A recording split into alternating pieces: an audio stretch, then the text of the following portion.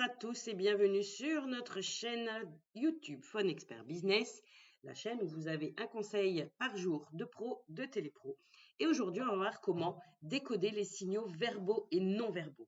Parce qu'évidemment, la capacité à décoder les signaux verbaux et non verbaux est essentielle pour réussir vos interactions téléphoniques. Et donc, ça va pouvoir vous donner des informations précieuses sur les émotions, les intentions ou les préoccupations de votre interlocuteur, ce qui pourra justement vous permettre d'adapter votre approche et mieux répondre à ses besoins.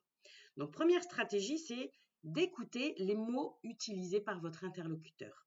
Ils peuvent effectivement vous fournir des indices sur ses émotions, ses préoccupations, ses motivations. Donc, faites bien attention aux termes qu'il utilise et à la manière dont il les utilise. Les mots positifs peuvent indiquer un intérêt ou une ouverture, tandis que les mots négatifs peuvent signaler des objections ou des préoccupations. Ensuite, analysez le ton de sa voix. Le ton de voix de votre interlocuteur peut effectivement aussi révéler beaucoup d'informations sur son état émotionnel. Un ton de voix chaleureux et engagement peut indiquer un intérêt ou une réceptivité, tandis qu'un ton de voix distant ou hostile vous signalera évidemment une résistance ou un désintérêt.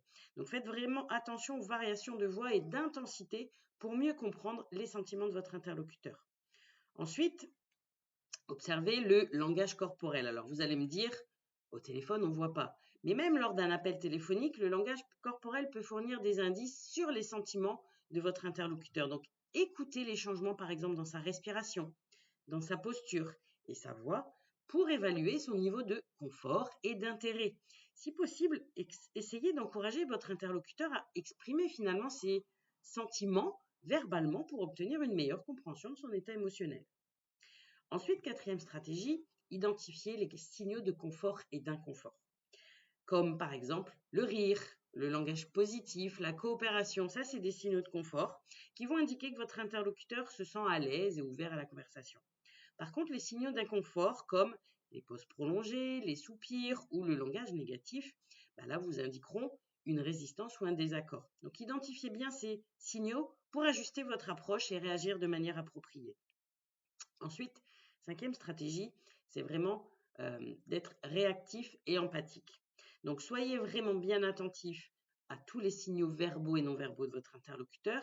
Vous pourrez après ajuster votre approche pour mieux répondre à ses besoins et à ses préoccupations. Donc, d'être réactif à ces signaux, exprimer de l'empathie pour ses sentiments et ses expériences, ça vous aidera à renforcer la connexion finalement avec votre interlocuteur et à établir une relation de confiance. Donc vraiment, en suivant ces conseils, vous allez pouvoir être en mesure de décoder efficacement les signaux verbaux et non verbaux lors de vos appels téléphoniques de prospection.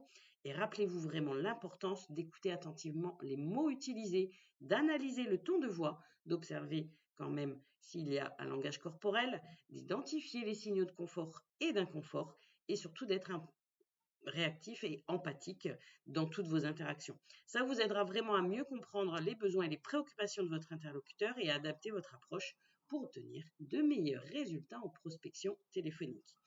Je vous retrouve sur la prochaine vidéo sur la chaîne Phone Expert Business où je vous invite à vous abonner pour ne rien rater. Un conseil de pro, un conseil de télépro par jour. Bonne journée!